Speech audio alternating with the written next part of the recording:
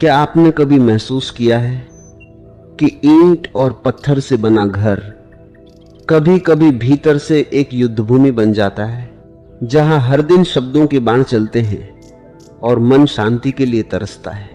गौतम बुद्ध ने कहा था, बाहरी संसार नहीं, तुम्हारा अशांत मन ही तुम्हारे दुख का कारण है। सोचिए, अगर वही मन शांत हो जाए तो क्या आपका यही घर स्वर्ग नहीं बन सकता? सदियों पहले बुद्ध ने कुछ ऐसे गहरे सूत्र बताए थे जो न केवल मन को शांत करते हैं बल्कि रिश्तों में प्रेम और घर में सुख की ऊर्जा भर देते हैं। आज हम उन्हीं भूले हुए रहस्यों का द्वार खोलने जा रहे हैं जो आपके जीवन की दिशा बदल सकते हैं। निवृत्ति और स्वीकार। बुद्ध कहते हैं, यदि पात्र भरा हुआ है तो उसमें नया अमृत नहीं भरा जा सकता। ठीक उसी प्रकार यदि आपका मन शिकायतों से, पुराने किस्सों से और उसने ऐसा क्यों कहा कि शोर से भरा है, तो वहां प्रेम का प्रवेश असंभव है। सबसे पहले यह समझें कि घर कोई रणभूमि नहीं है। हम अक्सर घर लौटते हैं तो अपने साथ बाहर का सारा तनाव, क्रोध और अपमान लेकर आते हैं। द्वार के भीतर प्रवेश करते ही वह सारा विष हम अपने प्रियजनों पर उगल देते हैं। बुद्ध का पहला इशारा है शून्यता। जब भी घर की देहरी पर कदम रखें तो बाहर के संसार को बाहर ही त्याग दें। एक बार तथागत से किसी ने पूछा, भांते, सुखी घर का रहस्य क्या है? तथागत ने उत्तर दिया, जो बीता उसे मृत मानकर त्याग देना। हम अपने घरों में भूतों के साथ रहते हैं। नहीं, वह भूत नहीं जो डराते हैं, बल्कि वह भूत जो अतीत है। 10 साल पहले तुमने यह किया था, उस दिन तुमने मेरा अपमान किया था। जब तक आप इन मरे हुए पलों को ढोते रहेंगे, घर श्मशान बना रहेगा। स्वर्ग केवल वहां है जहां अभी है, जहां आज है। घर को मंदिर बनाने के लिए सबसे पहले पुरानी शिकायतों की राख को साफ करना होगा। यदि आप यह कर सकें तो ही अगले 7 सूत्र आपके जीवन में चमत्कार कर सकते हैं। अब हम उन 7 स्तंभों की ओर चलते हैं जिन पर एक सुखी परिवार का निर्माण होता है। एक शब्द को ध्यान से सुने, क्योंकि यह केवल ज्ञान नहीं, यह चिकित्सा है।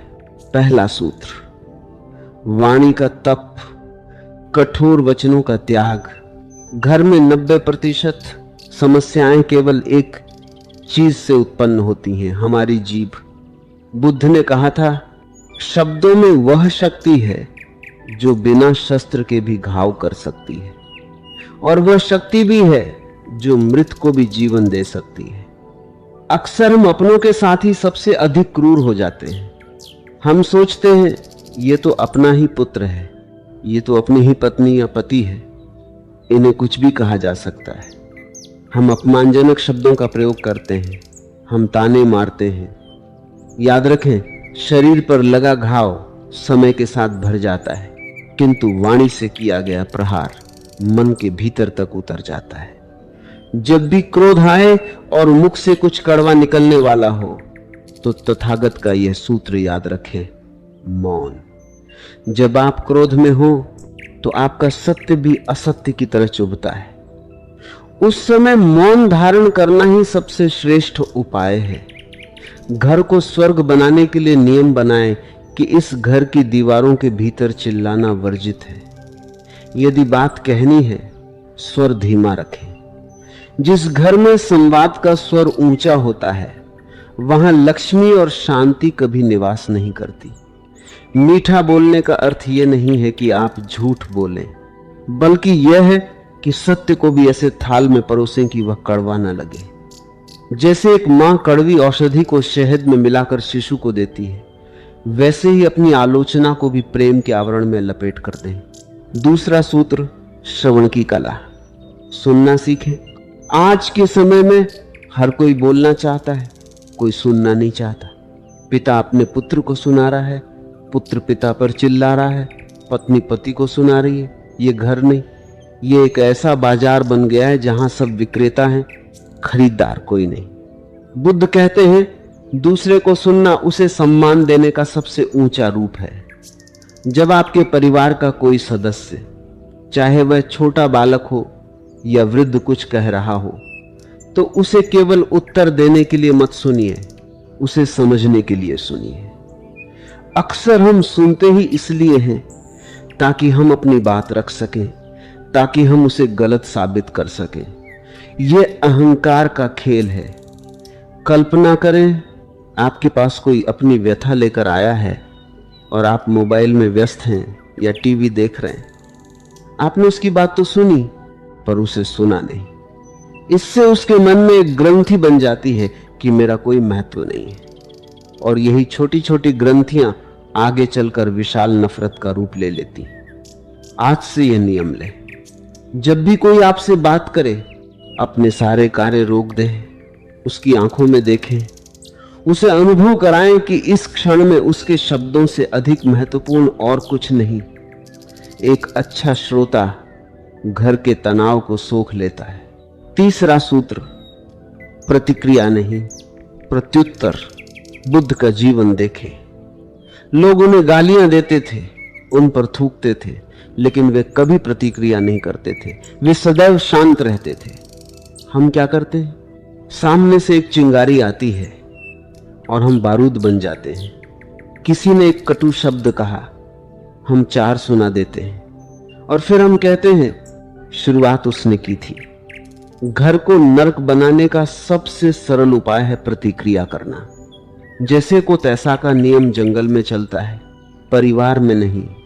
यदि आप आग से आग बुझाने का प्रयास करेंगे तो केवल राख ही हाथ लगेगी। जब घर में कोई क्रोध में हो तो उस समय आप जल बन जाएं। 2 क्रोधी व्यक्ति कभी समाधान नहीं खोज सकते।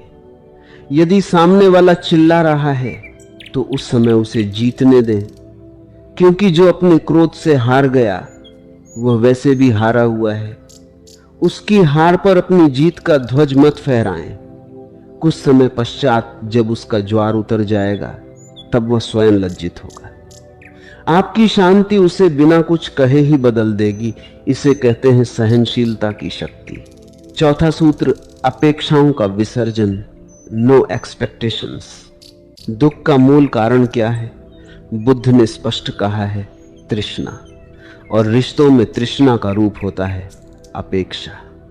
हम प्रेम नहीं करते, हम व्यापार करते। मैंने इसके लिए इतना किया, इसे भी मेरे लिए इतना करना चाहिए। मैंने इसे पढ़ाया लिखाया, अब ये मेरी सेवा करे। मैंने इसे उपहार दिया, इसने मुझे क्या दिया? जब आप किसी के लिए कुछ करते हैं और बदले में कुछ पाने की आशा, अपना कर्तव्य मानकर करें।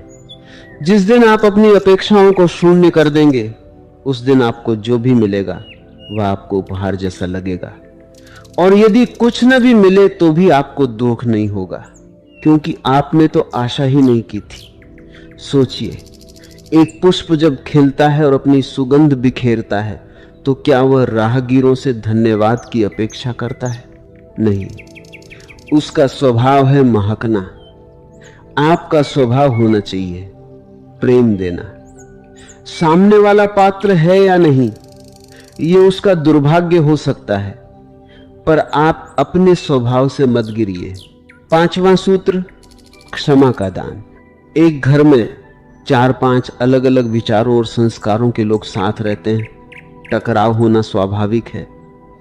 बर्तन साथ रहेंगे तो खटकेंगे ही, लेकिन समस्या खटकना नहीं है। समस्या है उस खटक की गूंज को वर्षों तक संभाल कर रखना। बुद्ध का यह सूत्र सबसे कीमती है, क्षमा। क्षमा का अर्थ यह नहीं है कि जो गलत हुआ उसे सही मान लिया जाए। क्षमा का अर्थ है कि आप उस घटना के विष को अपने भीतर स्थान देने से मना कर देते हैं। रात को सोने से पहले एक मानसिक स्नान करें। जैसे आप शरीर की धूल धोकर बिस्तर पर जाते हैं, वैसे ही मन पर लगी दिन भर की खरोंचों को धो डालें। यदि किसी ने अपमान किया तो उसे मन ही मन कहे, तुम्हें मुक्ति, मैं इस बोझ को कल तक नहीं ले जाऊंगा। याद रखें, जो क्षमा नहीं कर सकता वह कभी चैन की नींद नहीं सो सकता। और जिस घर में लोग चैन से नहीं सोते, वह घर कभी स्वर्ग नहीं हो सकता। क्षमा कमजोर का आभूषण नहीं है, यह तो वीर का शस्त्र है। अपने परिवार के सदस्यों की गलतियों को ऐसे अनदेखा करें जैसे आप एक छोटे अबोध शिशु की गलतियों को अनदेखा करते हैं। क्षमा के विषय में तथागत का एक और गहरा संकेत है। जब हम अपने ही स्वजनों को क्षमा नहीं कर पाते तो हम अपने घर के वातावरण में अदृश्य दीवारें खड़ी कर लेते हैं। पिता पुत्र से नहीं बोल रहा, भाई से विमुख है। यह मौन युद्ध उस कोलाहल से अधिक घातक है जो शस्त्रों से होता है। स्मरण रखें, गलती करना मनुष्य का स्वभाव। धन आज के समय में घर के अशांत होने का एक मुख्य कारण है तुलना। हम अपने घर के सुख को दूसरों के दिखावे से मापते हैं। पड़ोसी के पास नया वाहन आ गया, हमारे पास नहीं है। अमुक व्यक्ति का पुत्र विदेश चला गया, हमारा पुत्र यही है। उनकी पत्नी के पास इतने आभूषण हैं, मेरे पास नहीं। बुद्ध कहते हैं, दूसरों की ओर देखने वाला व्यक्ति स्वयं के पास जो है उसे भी खो देता है। तुलना ईर्ष्या का जन्मदाता है, और जहां ईर्ष्या है वहां प्रेम का वास संभव नहीं। जब आप अपने जीवन साथी या अपनी संतान की तुलना किसी और से करते हैं तो आप उनका अपमान कर रहे होते हैं। आप प्रकृति का अपमान कर रहे हैं जिसने हर व्यक्ति को अद्वितीय बनाया है। हर घर की अपनी यात्रा है, हर परिवार का अपना संघर्ष और अपना आनंद है। दूसरों के बहनों को देखकर अपनी कुटिया में आग मत लगाइए। संतोष सबसे परम धन है। यदि शाम को आपके परिवार को भरपेट भोजन मिल रहा है और सब स्वस्थ हैं, तो विश्वास मानिए आप इस धरा के सबसे धनी व्यक्तियों में से एक हैं। इस सत्य को स्वीकार करें, अभाव को नहीं प्रभाव को देखें। जो नहीं है उसका रोना रोने के बजाय जो है उसका उत्सव मनाएं। जिस दिन घर में यह भाव आ गया उस दिन दीवारें भी धन्य हो जाएंगी। 7वां सूत्र, सांझी सेवा, परस्पर सहयोग। एक बहुत पुरानी भ्रांति है कि घर के कार्य केवल स्त्रियों के हैं या धन कमाने का कार्य केवल पुरुषों का है। बुद्ध ने संघ का निर्माण किया था जहां हर भिक्षु अपना कार्य स्वयं करता था और एक दूसरे की सेवा भी करता था। घर तब घर बनता है जब वहां मैं नहीं हम होता है। क्या आप घर के कार्यों में हाथ बटाते हैं या आप केवल आदेश देते हैं? जब घर का एक सदस्य काम के बोझ तले दब जाता है और बाकी सदस्य विश्राम करते हैं तो उस एक सदस्य के मन में हताशा जन्म लेती है। यह हताशा एक दिन ज्वालामुखी बनकर फटती है। परिवार का अर्थ है सहयोग। छोटे छोटे कार्यों में एक दूसरे का साथ दें। यदि पत्नी भोजन पका रही है तो पति का कर्तव्य है कि वह भी कुछ सहायता करे। बच्चों को आरंभ से ही स्वावलंबन की शिक्षा दें। उन्हें सिखाएं कि अपना झूठा पात्र स्वयं उठाना छोटा काम नहीं है। सेवा प्रेम का ही दूसरा नाम है। जब आप किसी के लिए चाय का प्याला बनाते हैं या किसी के दबे हुए पैर दबाते हैं तो वह केवल शारीरिक क्रिया नहीं है, वह ऊर्जा का आदान प्रदान है। वह स्पर्श बताता है मैं तुम्हारे साथ हूं। ये छोटी छोटी सेवाएं शब्दों से अधिक प्रभाव डालती हैं। 8वां सूत्र, सांझा ध्यान, एक पवित्र कोना। बुद्ध कहते हैं जैसे शरीर को स्नान की आवश्यकता है वैसे ही मन को ध्यान की। आजकल हम साथ में बैठकर क्या करते हैं? हम या तो टीवी देखते हैं या अपने फोन में खोए रहते हैं। हम शारीरिक रूप से पास हैं पर मानसिक रूप से मीलों दूर। नियम बनाएं कि दिन का एक समय, चाहे वह केवल 20 मिनट ही क्यों न हो, ऐसा होगा जब घर के सभी इलेक्ट्रॉनिक उपकरण बंद हों। उस समय कोई शोर नहीं होगा। पूरा परिवार साथ बैठे मौन में शायद एक दिया जला लें और बस शांत बैठें, अपनी श्वास को देखें। आरंभ में यह अजीब लगेगा, बच्चे बेचैन होंगे, लेकिन धीरे धीरे यह शांति घर की दीवारों में रम जाएगी। जब पूरा परिवार एक साथ मौन होता है तो उनकी चेतना एक हो जाती है। उस गहरे सन्नाटे में सारे गिले शिकवे अपने आप पिघल जाते हैं। बिना कहे ही बहुत कुछ कह दिया जाता है। यह सामूहिक ऊर्जा आपके घर के चारों ओर एक सुरक्षा कवच बना देती है, जहां नकारात्मकता प्रवेश नहीं कर सकती। इसे मैत्री ध्यान भी कहते हैं, जहां आप मौन रहकर सबके कल्याण की कामना करते हैं।